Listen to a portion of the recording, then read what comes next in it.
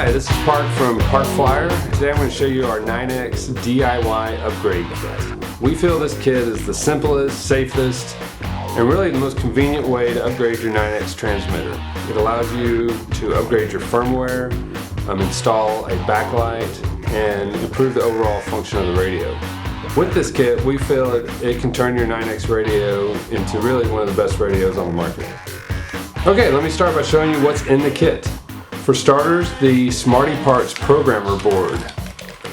This programmer board is a solderless solution. It's an add-on board to the motherboard, allowing you to update the firmware via USB. Also, the kit has an LED backlight. This is a white LED backlight. We have modified this LED backlight with this plug to allow it plug-and-play solution on the SmartieParts board. Also, we have a thumbstick upgrade.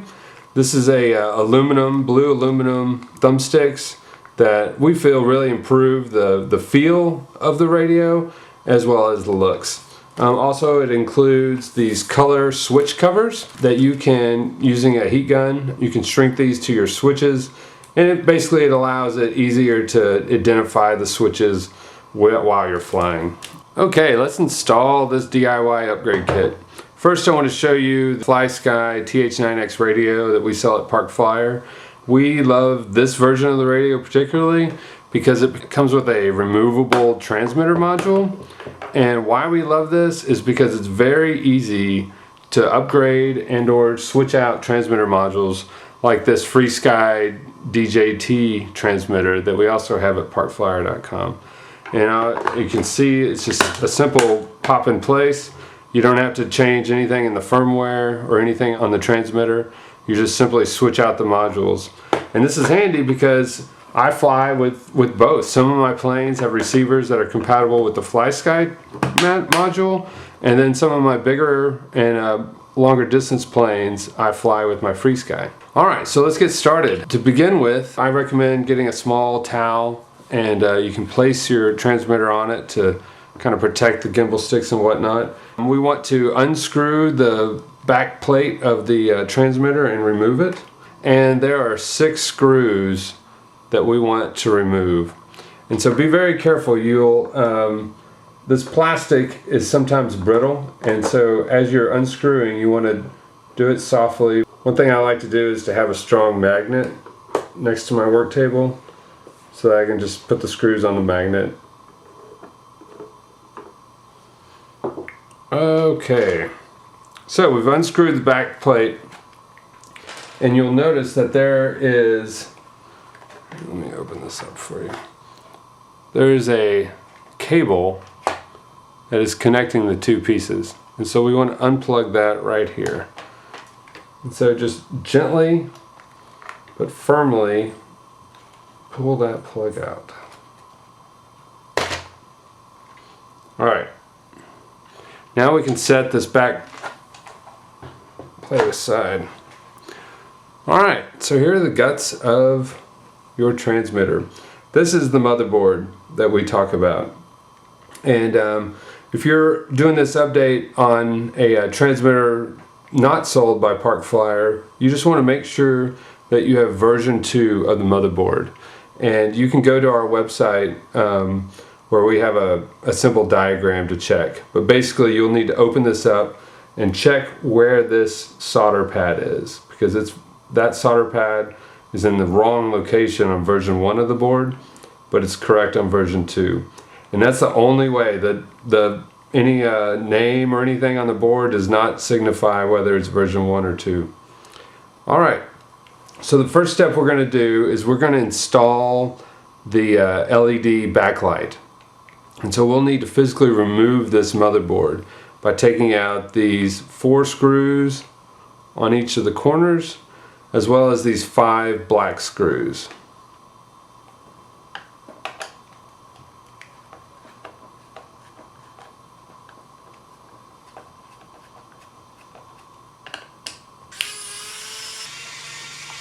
Okay, now the last black screw.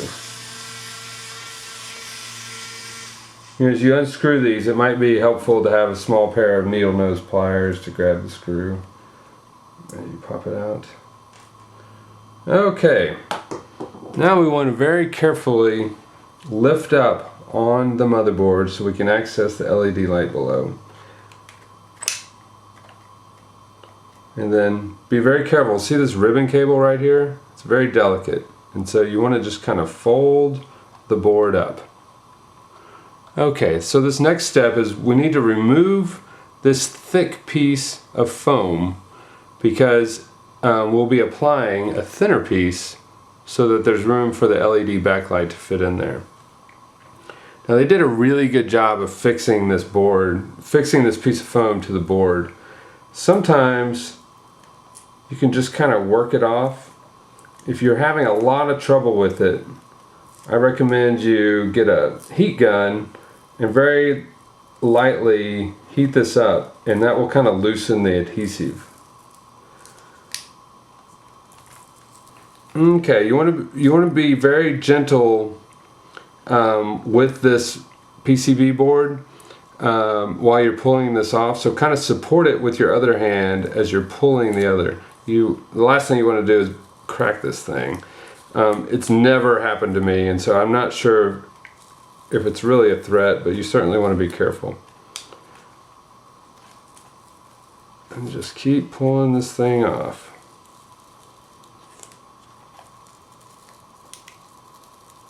Alright, there we go. You can set that aside, and let's go ahead and install the thinner foam that came with the backlight. I'm going to aim to get it pretty much in the same place. They have a silkscreen square on here, rectangle, and so that gives you an idea of kind of where you want it. Then you just apply that. You are good to go with that. Alright, the next thing you want to do is prep the LCD, the LCD panel that's down here. So this is your actual readout on the bottom of your transmitter. And the first thing that we want to do is there's a very thin piece of plastic on here. And so using your fingernail at the corner, you can get an edge of it up. I don't know if you can see that or not. But just go ahead and pull that off. The reason you pull this off is it's a protector, but when you have the backlight on there, it shows up as scratches between the backlight and the LCD. And the next thing you want to do is let's go ahead and unwrap the backlight. Again, with our kit, this is a white LED backlight. It's been modified to be plug and play with the SmartieParts board. Alright, let me show you something that's a little bit different about the LED board that comes with our DIY kit. If you get the board straight from Hobby King, it comes with this cable that has a resistor in it, and it makes it incompatible with the SmartieParts board. And so we've gone ahead and modified that so that it works very easily with the SmartieParts board. Alright, so here's your LED backlight. It also has a protectant film on one side of it. And we want to go ahead and remove that. Alright, so you'll notice that both sides look very similar, but there's only one way to insert it correctly. And so one side is kind of shiny and opaque, and then this other side, since we pulled the protector off, is kind of translucent and has a matte finish on it. That's the side that we want facing down. So that faces towards the LCD screen. So I'm going to go and flip that over. And right before we put it down, I like to use some spray air. It removes the dust. These things are super prone to getting little dust specks in there, and that's never fun. Alright, so let's place this down, and I'm going to secure it with a small piece of tape. There's 4 screw pegs that kind of give you an idea of where you can place it. and you have some overlap, so it doesn't need to be too precise. And just to hold it where I want it, I'm going to put this little piece of painter's tape in here, and this is actually going to just permanently be in here. It won't cause a problem at all. And the next thing you do is you want to kind of feed your wires up through the top here. I hope you can see that. And again, something that you want to watch out for is these buttons, these 4 buttons. The wires down here need to kind of go around these buttons, and so the one closest to the LED panel, you want to kind of put it in the middle so the wires go on either side, and then 9 times out of 10 they'll just loop around and be out of the way. Alright, so if it's moving around too much, you can always put another piece of tape in there, but I think that's pretty good. So we're going to have these wires feed out the top, and I'm going to go ahead and insert this board back in. Now this is where you want to be very careful, because like those buttons, they all need to go, they need to fit into their little holder. And so if you just kind of wiggle it around, you'll feel it snap into place. And then while you're doing that, you can test on the flip side with your fingers. Test the buttons to make sure they work. They'll click loud. Okay, so like on this side I'm feeling a button not work. And so let me just kind of wiggle that around a little bit. Make sure that's in place. Pull it out, make sure everything is good to go. Okay, let's try that again.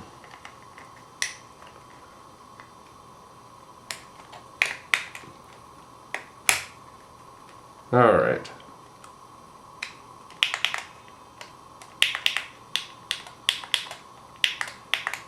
Alright, we're good to go. So we've installed our LED backlight, and with your thumbs, hold the board in place, and you can turn it over and just make sure that you don't see any real obvious dust specks or hairs or anything that might be annoying to you. Alright, looks good. And now we can begin to install the SmartieParts card. So to begin with, let's go ahead and put the 4 outer screws back onto the motherboard.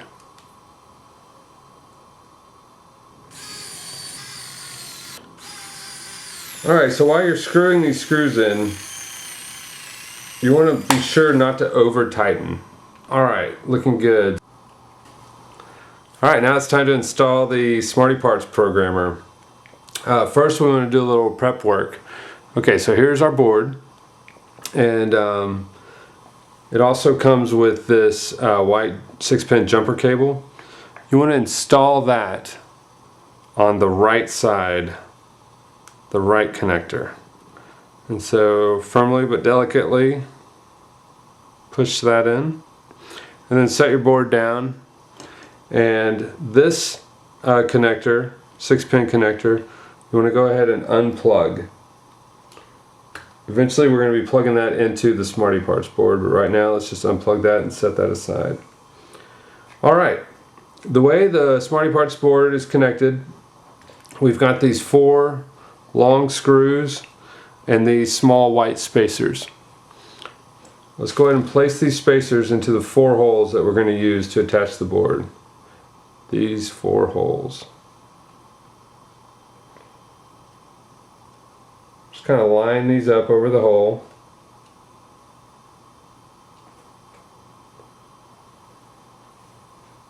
Now the way I do it is I start on the right side of the board, and I'll go and insert these 2 screws.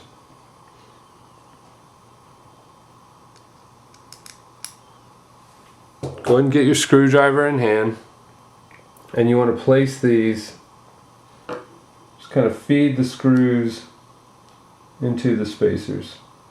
They'll move around a little bit, and so just kind of guide them to where they need to go. And then with the screwdriver, just kind of find the hole. And I screw it in about halfway. This secures the screw, but allows you to still move the board around a little bit. Okay. then you can take your other 2 screws and work on this side. Like what happened to me just now, your spacers will move around, and so you can get some pliers and kind of push them back into place. Alright. Feed the screws in to hold the spacers.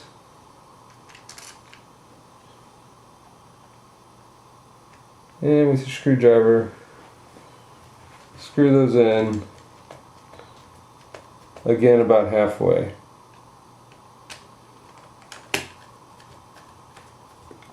Now let's connect the wire, the backlight wire, to the board. And so you might want to push the other wires away. Now notice the 2 pins on the board are labeled positive and negative. You want to be sure to match the red wire to the positive and the black to the negative. Make sure you got a good connection there. Now you can go ahead and screw in the screws firmly. You want them snug but not too tight. Okay, go ahead and double check your screws. Again, you don't want to strip the screw thing, so don't get it too tight, but you want to make sure there's a really good connection between the board, between the SmartieParts board and the motherboard. And so very gently you can kind of push with your finger and feel if there's any play or not. You want to make sure there's not any play. Alright, now let's go ahead and connect the wiring harness. So this colored 6-pin, we want to connect to the SmartieParts board. And so we will stick that in here.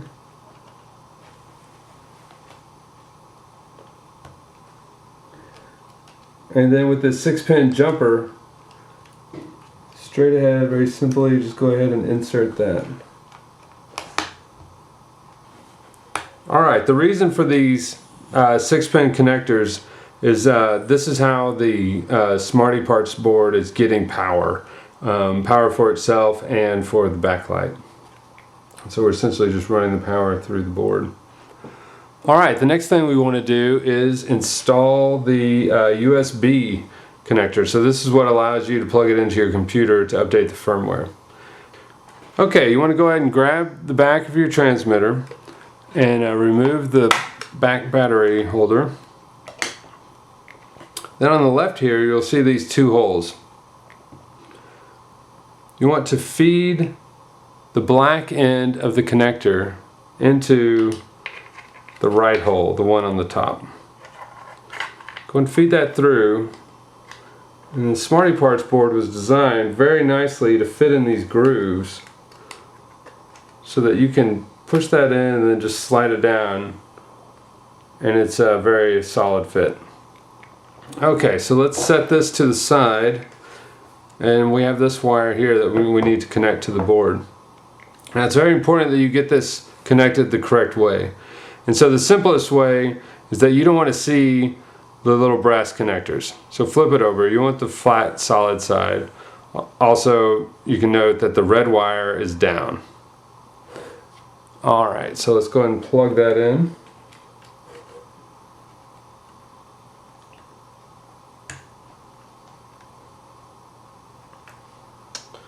Alright, there we are.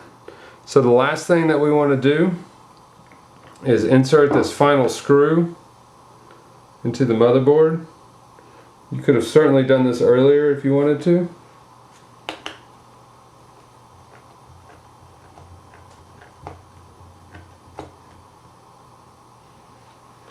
And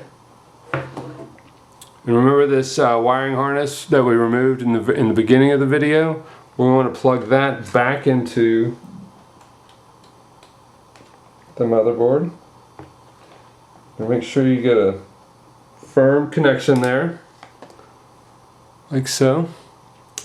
And then making sure that your wires are tucked in nicely. You don't want anything crimped in the edge of the case. And then just kind of massage that into place. Alright, good to go.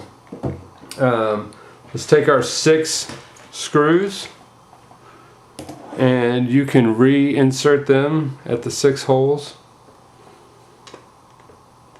putting our transmitter back together.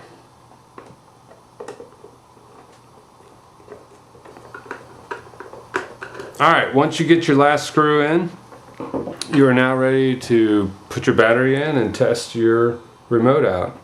Now if you have the 9X battery kit that we sell at ParkeFlyer, this is a very simple installation. We have this adapter cable that matches the odd connector on the 9X, and you can simply plug in your battery, slip it in. Make sure your wires are on top as you slip that in. And even with the SmartieParts USB connector, there's still room for you to coil your wires and place it in there. And you're good to go for hours of operation. Alright, let's give it a test, see how it looks. Alright, backlight's working. Everything seems to be working well. Unfortunately, it's got this old crappy firmware on it. Alright, next we're going to upgrade the thumbsticks. This is a super and easy upgrade that I think really enhances the look of the remote, as well as improves the feel of it. You can simply remove the existing thumbsticks by just unscrewing them.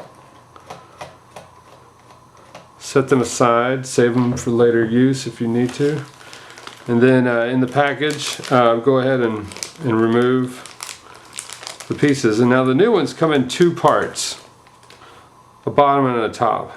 And this is used for adjusting the height and tightening them. So go ahead and screw on the bottom.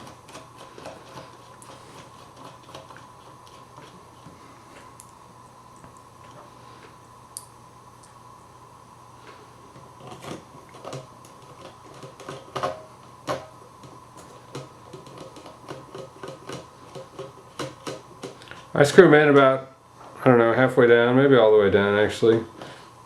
And then you can go ahead and screw on the top as well.